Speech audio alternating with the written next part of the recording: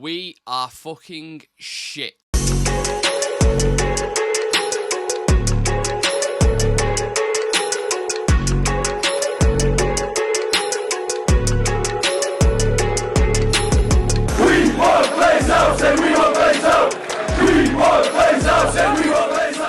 What's going on, United fans? Welcome to another episode, another instalment of Pros and Cons. Manchester United beaten by a heavily rotated Newcastle team last night in what was probably the most embarrassing performance so far this season. We thought after the Manchester derby, things couldn't get worse. Things possibly couldn't get worse. We were still licking our wounds, still trying to recover from that.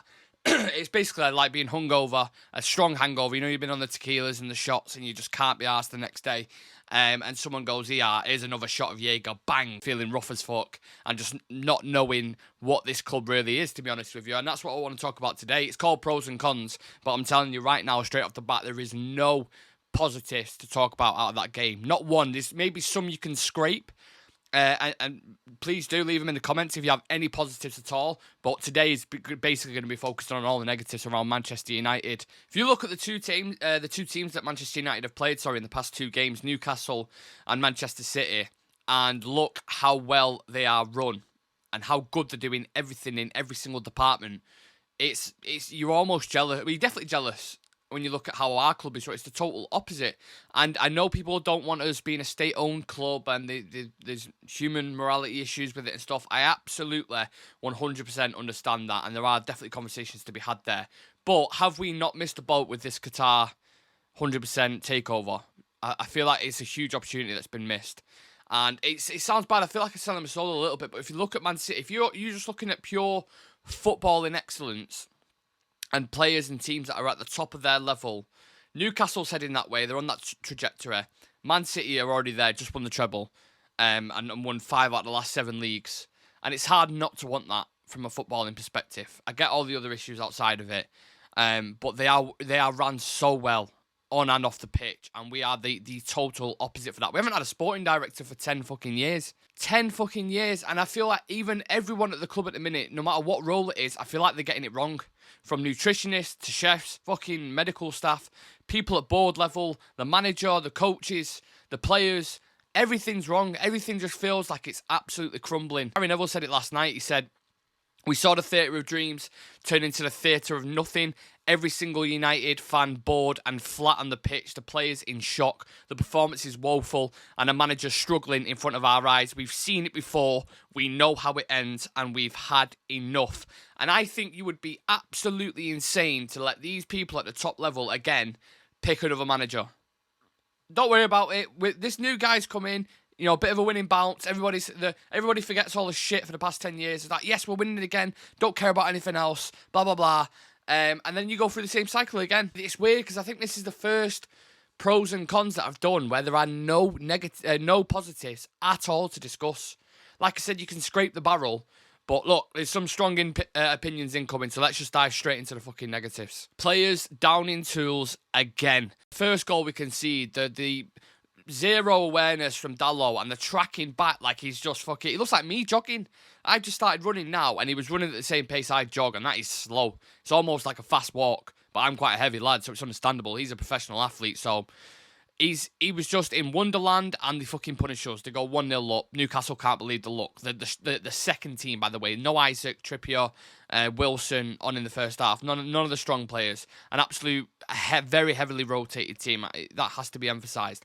The second goal, it's just bobbling about. Barry gets his head to it, gets it out of the box, just randomly. Lewis Hall, in fairness to him, very nice finish. Then the third one, Joe Willock's just allowed the amount of space to run into and finish from outside the box. And that is a perfect showcase of how not to defend. The two centre-backs in that, Lindelof and Maguire last night. I mean, how many fucking times do I have to talk about them? Lindelof and Maguire. This was the pairing under Ole. Lindelof was playing under Jose Mourinho. Like, they're still playing in important games. Like, that just cannot happen if you want to win, you know, trophies, if you want to win league titles. It just can't happen. And there's been some news about Varane recently. I'll dive into the Varane news later, actually, because that's fucking concerning. He's not even injured. There's something else going on behind closed doors, but I'll talk about that shortly. But in general, just the team Not only just the manner of the goals, the lack of effort, the misplaced passes, the lack of cohesion, and now they're apparently unhappy with how other players have been treated and there's favouritism in the dressing room and blah, blah, blah. It's simple for me. When you look at this, at certain individuals who have been at this club, and including the new transfers as well, there's a couple there who just lack the quality, they lack the mentality and the consistency, and they always have. They show flares of brilliance for 6 months period or whatever it is, and then they go missing. I think Marcus Rashford's a prime example of that. Everybody loves Marcus Rashford, from Manchester, born and bred, you know, plays for the badge, plays for the shirt, all that kind of stuff. But does he? Does he? You know, not yesterday necessarily because he came on as a sub, but in the Manchester derby, he just looked like he was throwing a paddy, throwing a tantrum, walking off the pitch. And I get it, it means a lot to you, whatever it is, but you're just not showing the performances, you're not showing the consistency.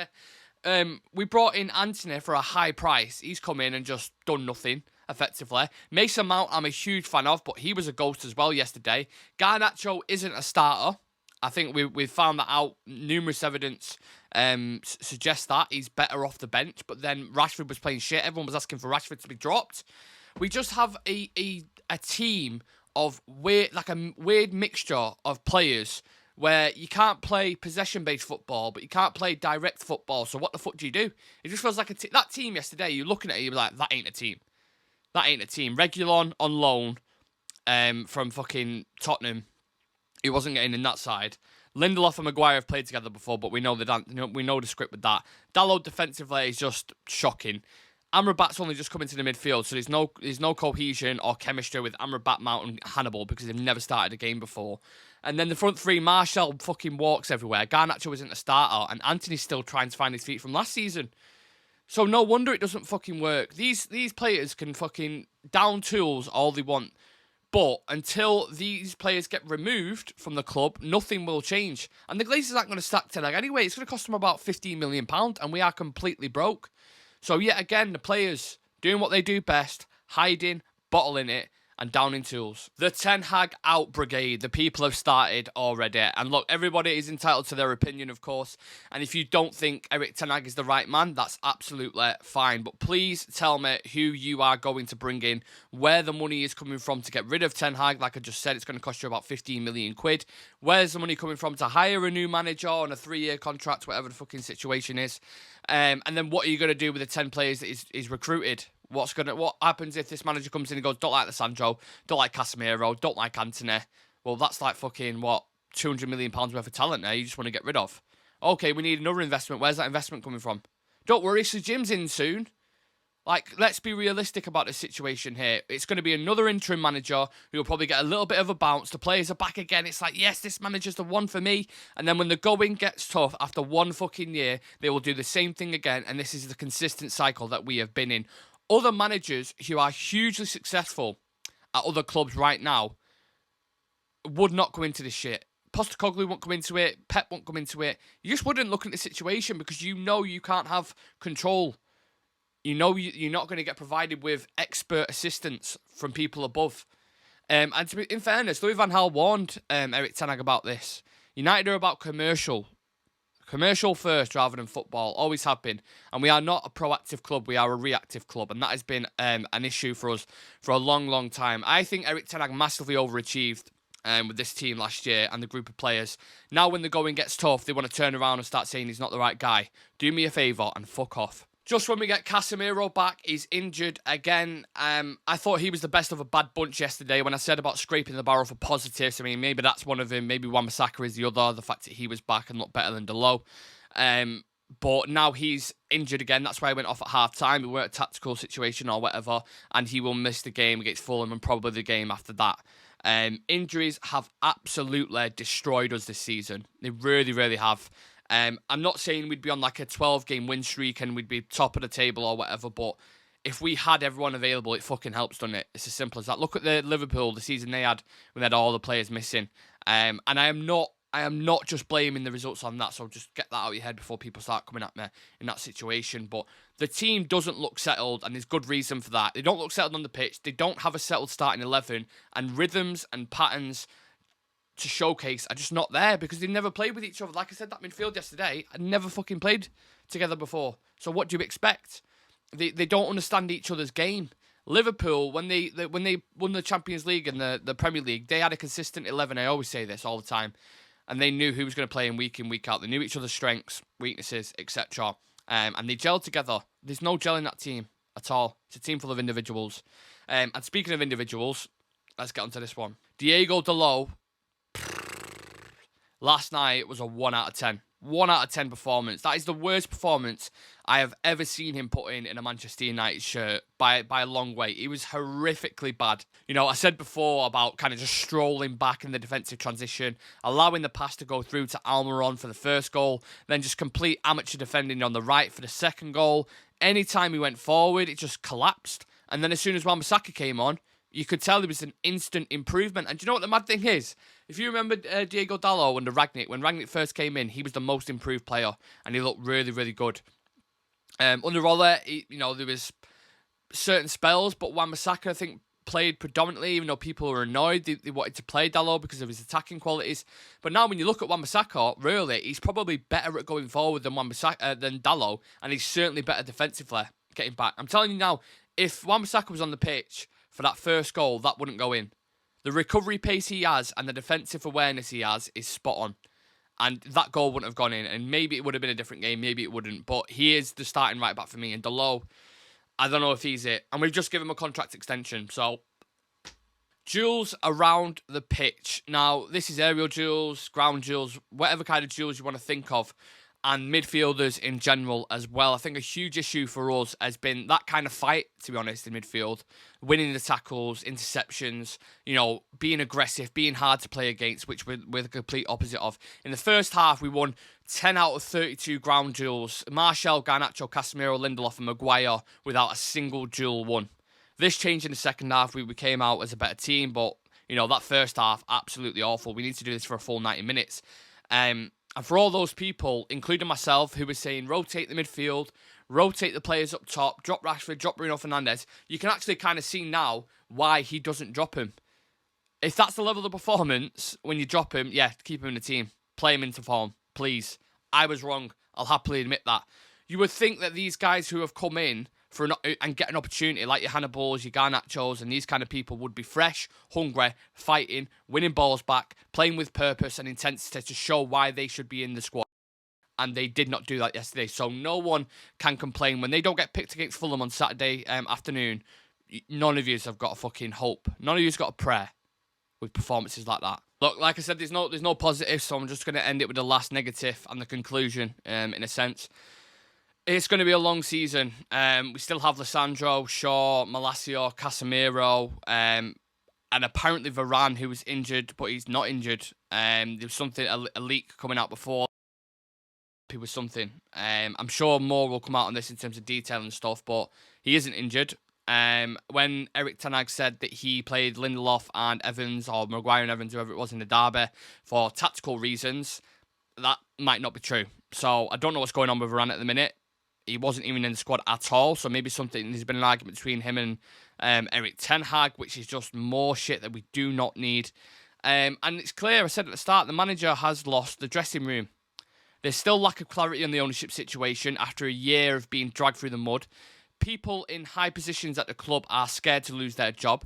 There's one massive signing on a lot of money who is now basically on the outskirts and just can't speak to the players and isn't even training with the players in Jadon Sancho. That's a huge issue. How are you going to offload him and his wages? The amount of money that's been spent is worrying. Obviously, Erik ten Hag spent 400 million. He has to be accountable for some of that. But again, a manager shouldn't be given the funds. It should be an expert who's spending the money. And Erik ten Hag can just focus on coaching. The media absolutely assault this club.